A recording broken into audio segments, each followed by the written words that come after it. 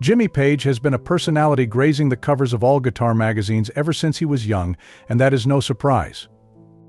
Inducted twice in the Rock and Roll Hall of Fame, Page has had the honor of being the most sought-after guitarist in Britain for several years at the height of his fame, and can be single-handedly regarded as the most influential guitarist of his time. But beneath the shiny exterior of legendary guitar riffs, there have been secrets the nature of which there have only been whispers. After all, who could have guessed that the secret history of the man behind the Stairway of Heaven was a satanist?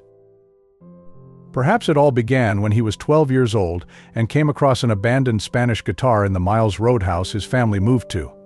The instrument was surprisingly in fine working condition, but no one could point out who it belonged to. The previous owners didn't claim it, no family friend had brought it over, and it seemed that no one knew why it was there. Perhaps there were other forces at play, because had it not been for that unclaimed guitar, Page would have never been interested in music. Feeling intrigued by the mysterious instrument, he began practicing alone, and so began his journey to stardom and something more sinister. In his youth he joined many different bands, but somehow all ended up falling apart here and there. His life felt like it was in disarray, and things didn't seem to be going like he thought they would. Sometimes he did not even consider his music to be a serious career, declaring to his friend that he instead wanted to find a cure for cancer. Unlike other peers, Page decided to continue schooling while playing the guitar, and this was why he found himself in an English library at 15, holding an odd little book and growing increasingly fascinated. The book he was holding was English occultist Aleister Crowley's Magic in Theory and Practice. Later on, he described the experience of reading it as something that just clicked, and when he got finished, his first thought was, yes, that's it. My thing, I found it, and so began the journey down an odd path that often estranged him from Christian audiences that thought his influences satanic and evil. Soon after his discovery, Page became obsessed with Crowley. After this time, his career also took a turn for the better. Page played an important part in the foundation of the infamous band Led Zeppelin that has been famously referred to as a group of diabolically bad people who were satanically good as performers. Led Zeppelin was active from 1968 till 1980, with several famous and well-acclaimed albums. However, due to Page, the band had many occult symbols in their content which raised controversy.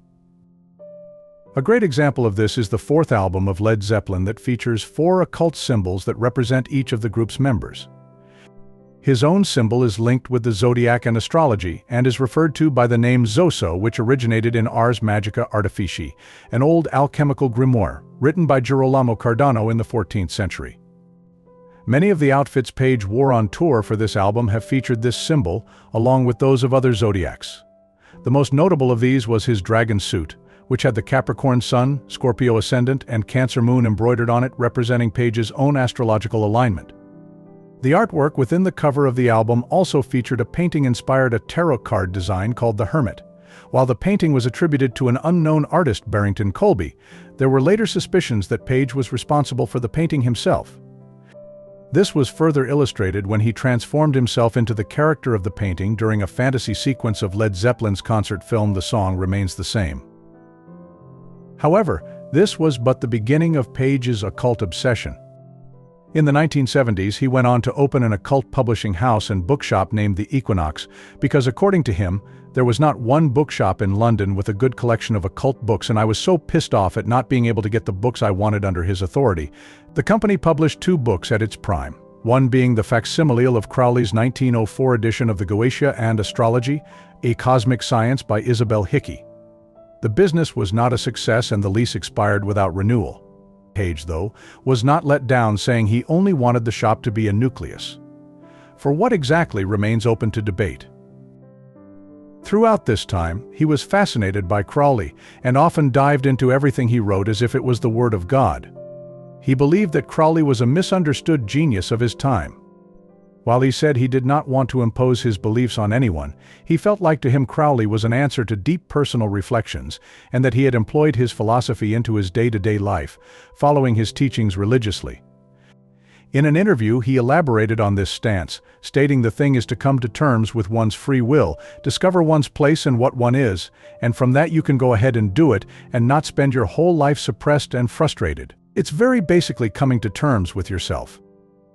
He was also invited to write the soundtrack and be in charge of the music for the film Lucifer Rising by a fellow Crowley admirer who directed underground movies, Kenneth Anger.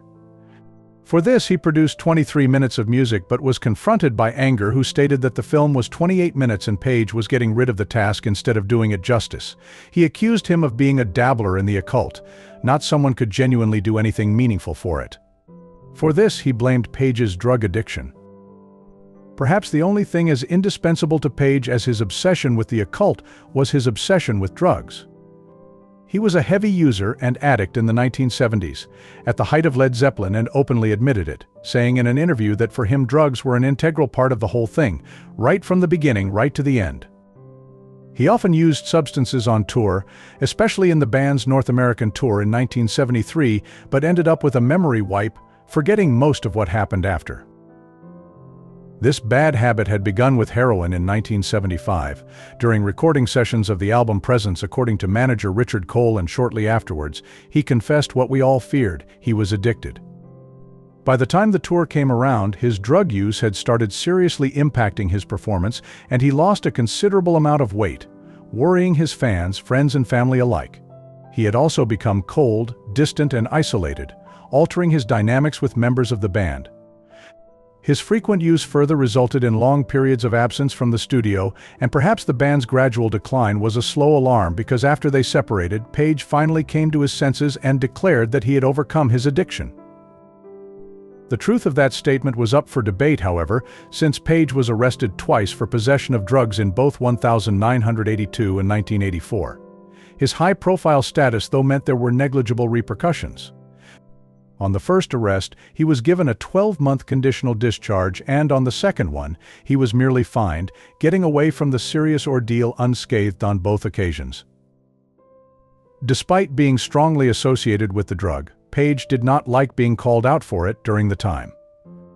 In a 1988 interview, Either the Musician magazine, he was incredibly offended when his interviewer noted how his drug use had become synonymous with his name, to which he replied hotly that he did not look like a smack addict and was certainly not one, so he would prefer not being accused of such remarks if they could be helped. Later, however, when he had grown up and his use had actually declined, his stance was much softer and changed. In a 2003 interview with Q magazine, when asked if he regretted his drug addiction, he simply answered, "I don't regret it at all, because when I needed to be really focused, I was really focused. That's it." Both Presence and In Through the Outdoor were only recorded in 3 weeks. That's really going some. You've got to be on top of it. When it really comes down to it, however, Jimmy Page's statement might not be so wrong.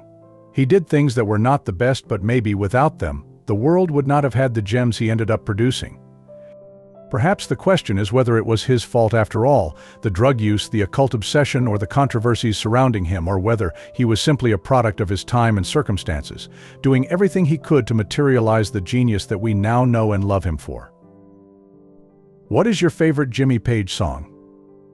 Write it in the comments below.